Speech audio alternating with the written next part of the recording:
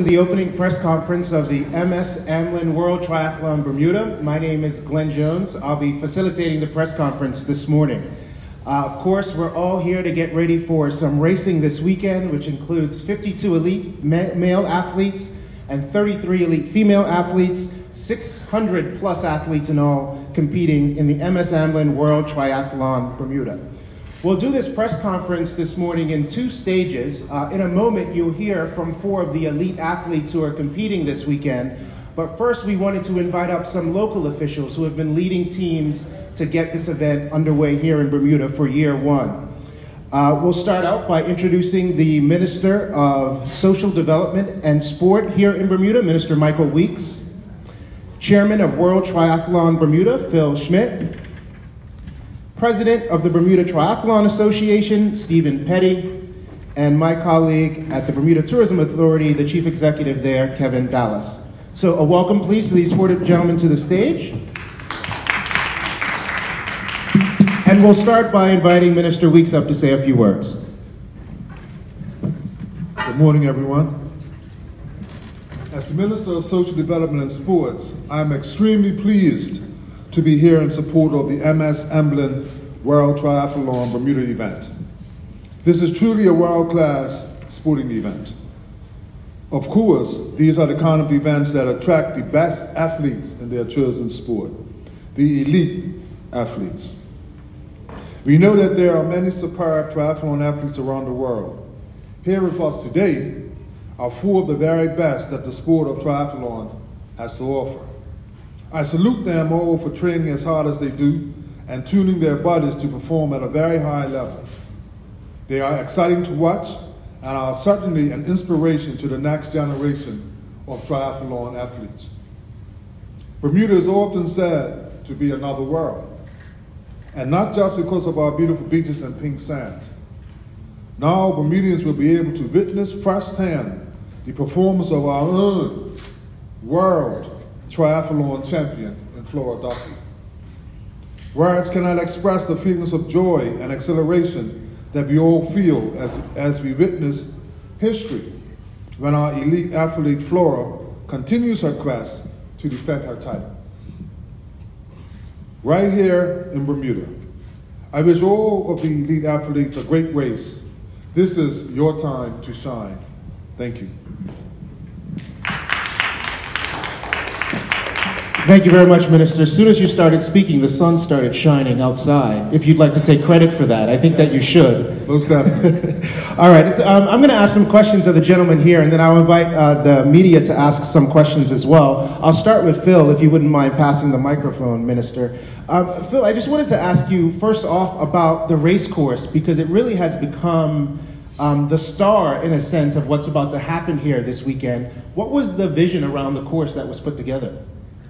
Well, so when I started out, I was like, what if we had a course that combined the best of what the World Triathlon Series offers? So like a hill, like in Rio on the bike course, a run hill, like in Stockholm, for example. What if we had a home hero crowd like you see in Leeds? And then we created this race, and it turned out to be a fantastic course now. That runs up Corkscrew Hill, has a swim in the ocean, crystal clear. Hopefully the sun will shine and really make that turquoise blue shine out and come out. So it should be a very exciting course. Were there any second guessing about Corkscrew, or was it sort of from the moment it was suggested it was the right thing to do? Well, we actually have history that suggests it's the right thing to do. Actually, Steve was there 20 years ago. We had a World Cup race here that went up Corkscrew. And there was no doubt about that was going to be the feature. And we're expecting crowds on that hill to really cheer on the athletes. All right, well, let's go to Stephen next, the president of the Bermuda Triathlon Association. Maybe you can just piggyback on what Phil was talking about and give us an indication of what spectators can expect if they're out there on the race course, not only on Corkscrew Hill, but across the whole course. Well, the good thing about triathlon is that it's 3 disciplines, and the courses that the ITU are now using are very short criterium style. So the racers are coming by many times. The cycle in this particular course, they will pass the same point 10 times. So 10 times up Corkscrew Hill which back, as Phil mentioned, 20 years ago, was really received well because it gave the cyclists in the group the chance to have a challenge, and it used to just be all come to a run and the fastest runner would win. But now these courses where there's more challenging cycling tend to spread it out. And so, I mean, that's to Flora's favor, but it's also to a lot of the other athletes. So they like a challenging course, but back to the spectator experience, I think the fact that they run 4 times by the finish area, they swim twice, 2 loops, and 10 times on the bike gives spectators a chance to see and really get involved in the race. So for a triathlon spectating layman like me, should I expect to see lead changes pretty regularly throughout the race? Is it that level of excitement? Well, I can say that for sure in the men's race. The female race may not be the same. I think Flora and 1 or 2 others have tended over the past year and a half to get out at the beginning of the swim and keep that lead. So the lead hasn't changed. But for the men, I think it's anybody's race. It will come down to 3 or 4 at the end, and it'll be much more exciting. Okay. To Kevin next with the Bermuda Tourism Authority. So Kevin, we have the triathlon world looking on Bermuda right now. What do you hope is returned for Bermuda as a result of hosting this event?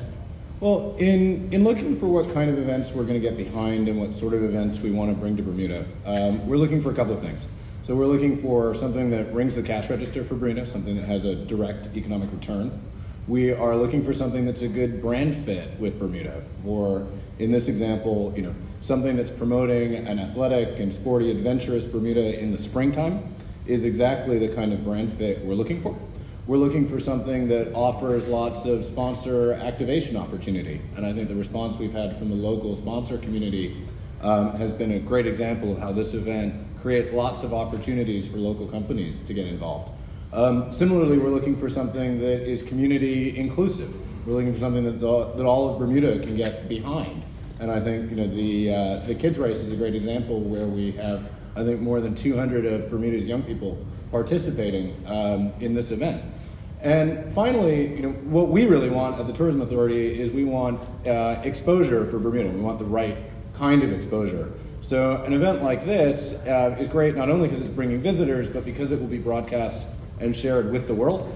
So in the case of this weekend's triathlon, it will be on NBC News in the US, it will be on CBC in Canada, and it will be on the BBC in the UK. So that's fantastic exposure for us. It's also going to be shared widely on social media by our athletes in our own community. So I'll admit that I've been stalking Katie Zafaras. For anyone who doesn't know, Katie is going to give Flora a run for her money before losing in the last minute. And Katie's been on the island training, and her pictures from Bermuda that she's sharing with her audience are phenomenal. And actually, just literally this morning, she posted a picture. I think she was at Warwick Long Bay, and the comments on her photo are about, "That's gorgeous. I can't wait to come to Bermuda next year." That's exactly the kind of engagement that we want. It also doesn't hurt that she's brought her coach, she's brought her aunt and uncle, and her parents here. So one elite athlete equals 6 visitors. All right, great. Well, you mentioned the kids race, and I wanted to ask a question to the minister sort of about that, because triathlon has an interesting legacy here in Bermuda, where we're a small country, but we have some athletes competing at a very high level. We kind of saw that at the Commonwealth Games. That's got to be encouraging to you as the Minister of Sport. Well, it is definitely encouraging, and what we hope to accomplish with this event is that when we try to get the school kids come out and support Bermuda's own Miss Flora Duffy, that would inspire not only one but a few athletes to try to emulate her and do what she is doing. Yeah, great. Any questions for the 4 gentlemen up here on the stage? Go ahead. Oh, actually, we have a microphone coming to you. If you wouldn't mind just waiting until that gets there. If you just say who you're with and your question, please. Yeah, hi there. Ben Saunders from the Royal Gazette. Question for Phil and Steve, I guess, really. Glenn talked about second-guessing the course and said there's no second-guessing on the course. Was there any second-guessing, perhaps, after what happened in Abu Dhabi with all the cyclists crashing, Flora included?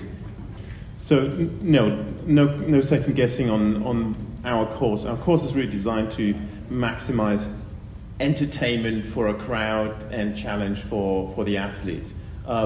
If you've looked at what happened in town in the last few months, all the roads have been repaved, or most of the roads have been repaved. So the course should be in pristine conditions, and we've had a lot of help from like government departments and the Corporation of Hamilton local. So the course is as good as it gets. I've sort of behind the scenes chatted to some of the athletes. Rachel, I spoke to this yesterday morning over breakfast briefly about some of the oil that comes up sometimes on the race course. So they know, and Flora is a home local, so she knows anyway what the course is like. So no second guessing. It should be fantastic racing. Stephen, did you want to add something to that? Can I just add that Abu Dhabi, though, was an aberration. That is a motorsports track. It never really rains. There was so much oil on that track, and as soon as it rained, it brought it to the surface, and it was really dangerous. And I think, the whole ITU committee is looking at, how do they avoid something like that happening. But in Bermuda, I think it rains once, it cleans the road, we'll be fine. Any other questions here in the room? No, I think that's it. All right, gentlemen, thank you very much. We appreciate you being here. If Phil, you could just leave that microphone on the chair. Thank you very much.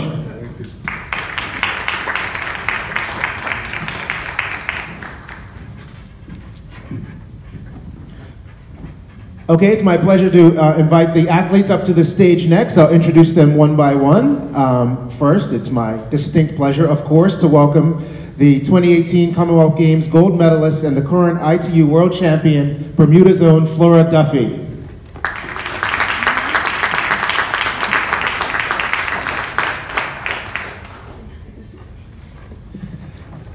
Up next, after finishing first at the 2018 ITU World Triathlon Abu Dhabi from the Netherlands, Rachel Klammer.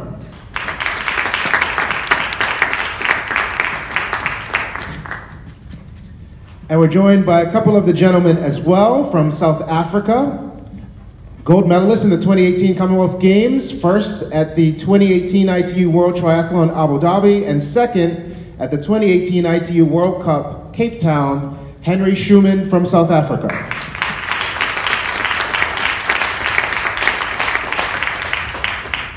And finally, to join us on the stage here after finishing third at the 2018 ITU World Triathlon Abu Dhabi from France, Vincent Lewis.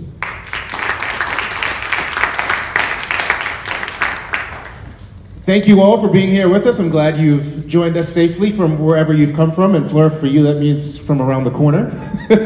I'll ask the first question to you, if you wouldn't mind grabbing the microphone there. Just sort of about being here at home. I imagine it has to be exciting to get the opportunity to race in front of a hometown crowd.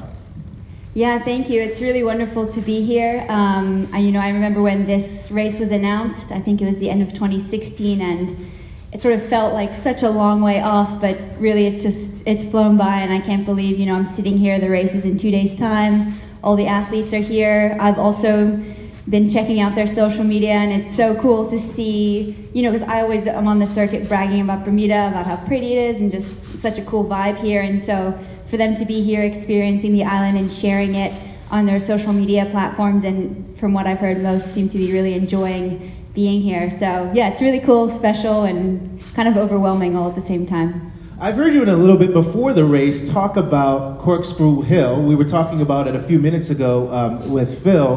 What are your thoughts going into this race where you would race up that hill 10 times? It sounds like the last time we did that, you were 10 years old. Yeah, that is correct. I was watching though, Okay. But that is what inspired me to be a professional triathlete. It was sort of the first time I saw that, oh wow, you can actually do this and make a living.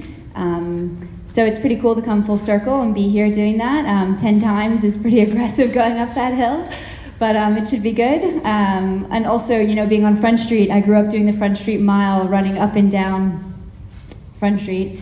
So I know how hard that also can be. It's very deceiving. So yeah, it's a very tough, gritty course, but that's great. Okay, we'll go to Rachel next. And Rachel, of course, you finished first in Abu Dhabi. Congratulations. This is, of course, the first race of the season at an Olympic distance. How are you feeling going into this race? to perhaps even repeat what you did in Abu Dhabi? Well, I always used to think that I was better at doing Olympic distance until I realized I've only had my best races on sprint distance races. So that makes me a little bit confused. I saw the hill here, which is definitely much steeper than I thought. I heard some rumors. I was like, when I looked on the map, I was like, I can't be that bad. So I got here with my, 25 cassettes. I was like, ooh, this is steeper than I thought. So I'm excited to hopefully do it tomorrow at the course familiarization. And I'm excited to have a longer distance, and it's going to be tough. I really like hard races. I normally run better when it has been a really tough bike course. So, I mean, now I'm not looking forward to it, but I know it's actually better for me. Yeah. Okay, great. We'll go to Henry next. First, let me just ask you open-ended. What do you think about Bermuda? Have you had a chance to go out and see the course? What do you think of it? Yeah, first of all, I think I'm really excited to be here in Bermuda. I always like island vibes, and with the tough course, it's very interesting. It makes it very interesting race turnout. And I've been out. I've done a little bit of scouting, but I'm looking really forward to the course familiarization coming up tomorrow, and that's when I'm really going to see the course and give it a good feel. Okay, you said you like island vibes. Tell me what about Bermuda's island vibes, especially that you've come to like. It's just that type of tropical, that vibe that you get on an island. I've been to Bahamas, I've been to Cozumel. It's just, I just enjoy that. It's kind of like relaxed kind of vibe that you get, and I really enjoy that. Okay, we'll go to Vincent finally. The weather forecast has us all a little bit concerned about what the weather will be like on Saturday. How do you prepare in that situation where we could be even talking about a little bit of rain out on the race course? Yeah, I'm living in the north of France, so it's not really easy to train. But I'm used to both rain and sun, and I have to confess I prefer when I train. I remember Rotterdam was very nice for me, so I'm not hoping for a rain race because I have to be ready for every kind of racing, but it doesn't matter for me if it's racing, it only matters for the others. Well said. All right, so any questions in the room for the elite athletes who have joined us here this morning? We have a question here in the front. Okay, Vicky's bringing the mic. There's a microphone. Thank you. Steve Wright, Royal Gazette. A question for Flora. There's certain pressure on you as a hometown favourite racing on Saturday. But is it a very different pressure to what you experience at the Gold Coast? To find nicer pressure in many ways. It's very different. Obviously, I want to race well here and sort of showcase what I do around the world, and so it would be a bit of a shame if perhaps the race doesn't go as I would like to on Saturday. But at the same time, the pressure going into the Gold Coast, I felt a lot more because it's a games. It comes around once every 4 years. Bermuda doesn't have many medals at a Commonwealth Games. Well, I think. Do we have one? Two, but not a female one. So that has a whole new level of expectation and pressure. So for me, that was quite a big deal and almost took a bit of pressure off coming into this race because this is part of a series. So you don't have to necessarily win every race to win and be world champion. I can kind of look at it like that, but then at the same time, of course, I want to win on home soil. And although it's part of a series, does it feel like a one-off race for you in some ways, being in Bermuda? Sorry? Although it's part of a series, does it feel like a one-off race in some regards, as it's in Bermuda as a Bermudian? Oh yeah, absolutely. I mean, for me, April was sort of my peak month of the year with Commonwealth Games and with WTS Bermuda. So I had to make sure I was in really good form for those two races, and I kind of said if I nail those two, then the rest of the year doesn't really matter too much, or it'll be like very relaxing almost. So yeah, it is a big deal, and of course it would be very special to win. Any more questions in the room?